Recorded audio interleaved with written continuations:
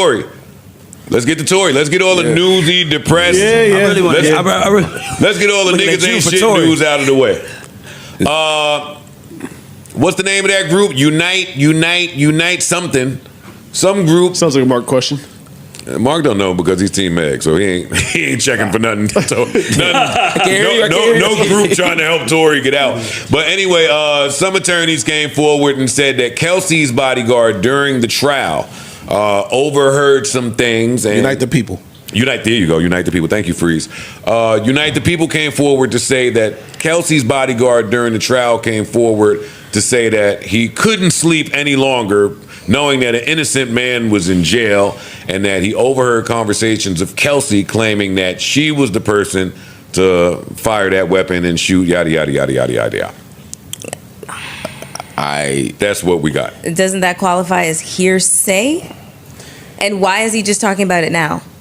Like, I'm just so confused. He didn't want to protect her anymore, he said.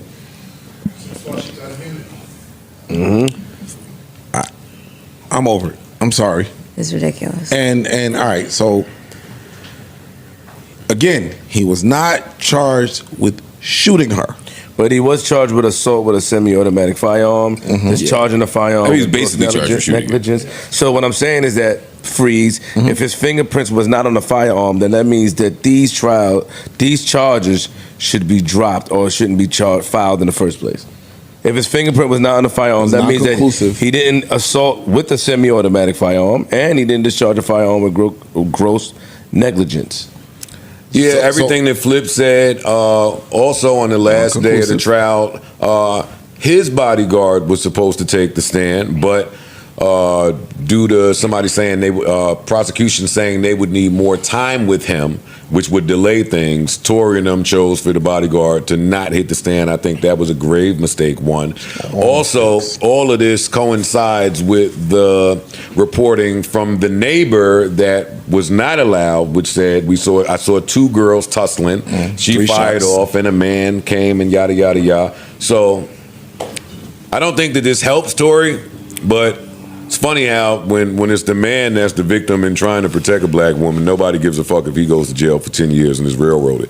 But I learned that 3-4 years ago, post-pandemic, about y'all, so I don't even talk about it no more. But a lot of people with a brain thought that it was more likely that two chicks found out they was fucking the same nigga and one of them shot the other one versus two chicks found out they were fucking with the same dude and the dude shot one of them in the foot. Do with that what you will. He's away. I don't think he's coming home. Yeah, that's what I got for you there. This is what I say. To the first point, I agree. He wasn't charged with assault with a deadly weapon, but he was charged and convicted of possession of a weapon, discharging a weapon, and assault with the weapon. But that wasn't his weapon, and some people know that. Yeah, and it don't have to be his weapon to catch those charges. You know that. Say that again. It didn't have to be his weapon to catch those charges. Yeah, I'm not saying it was his weapon. Okay, but I'm railroaded if whoever's weapon it was has immunity. That's a different point. I'm railroaded if that happens. We just always ignore the railroad. Not saying that means not guilty. I'm just talking about a railroad. A railroad means I should get a retry. On what basis? I'm just trying to follow. Well, Tory was arguing that his representation was incompetent. Oh, that's a different issue. Yeah. Absolutely. I agree with that. I support due process. I want him to get as many Tory's trials. going to find. It's his job now, right, to find as many reasons to try to get a new trial as possible. Yeah. I find here's what I have found that the people who defend Tory Lanez have passionately misrepresented what happened in that courtroom and what the evidence was. And for me, when I hear more information, I always have to double and triple check it, not because I have an investment in who goes to jail or not, but because I've just not found it to be credible.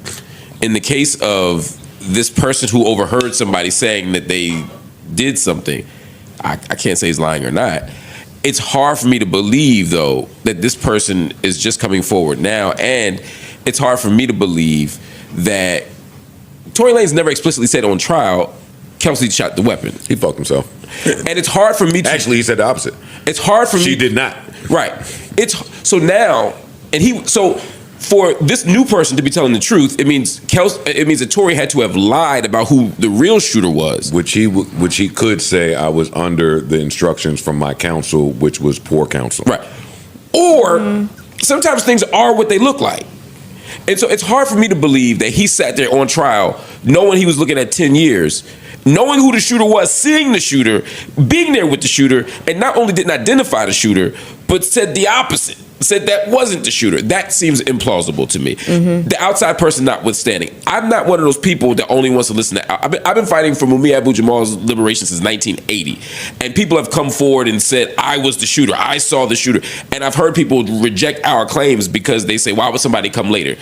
I'm not that person that says, just because it ain't my person, I won't listen to them. That's not my point. I've been fighting for 35 years for justice for Roddy Piper, nigga. It's not going to happen. As long as he wears that skirt, it ain't happening. God, rest in peace. No, I'm talking shit right now, of course. But you I understand what Mark is saying. Yeah, I'm not like fuck that guy because I'm Team Meg. It's not that. It just doesn't. It doesn't fit to me logically. It doesn't fit with what I think would happen. I disagree with that, but I do agree he didn't do himself favors. Why he didn't do himself favors? Even prior to the trial, he didn't do himself favors. He just he made a lot of the first phone call, bro. I get that first phone call. It's a lot of incriminating shit. Gunpowder. Everybody, slow down.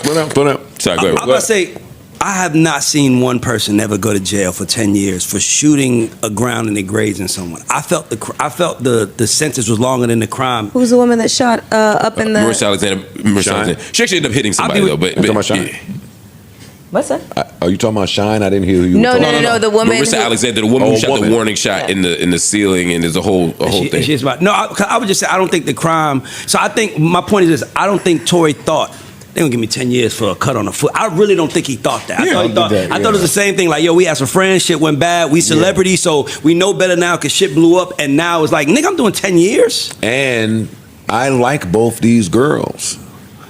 I like both the girls, not me. I'm saying him. I have relationships with both of these women. I don't want to see if there's a way for all of us to get out of this scot-free. Then I'd rather that option. I just think that they turned on him faster than he realized, and he never caught up. Yeah. But do I believe that Tory Lanez shot? I've said this a million times already, so y'all don't need me. Tory Lanez, the Canadian artist known for his hit songs and dynamic presence in the music industry, is currently serving time in jail after losing a highly publicized legal case. The situation began in 2020 after an unfortunate incident involving fellow artist Megan Thee Stallion. What followed was a long and complex legal process that gained national attention and sparked a wide range of conversations in the music world and beyond. Throughout the trial, both sides presented their stories, and the case was closely followed by fans and media outlets. In December 2022, the jury reached a verdict, finding Tory Lanez guilty on all counts. The court later sentenced him to 10 years in jail. This decision marked a significant moment in his life and career, bringing both closure and continued debate among supporters and critics alike.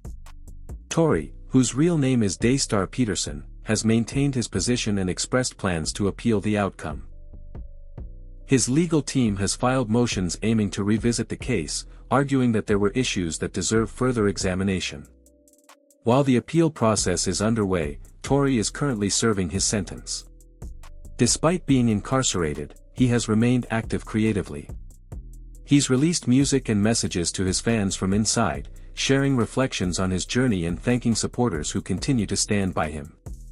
His story has become a topic of discussion not only for what happened but also for how artists navigate challenges while in the public eye.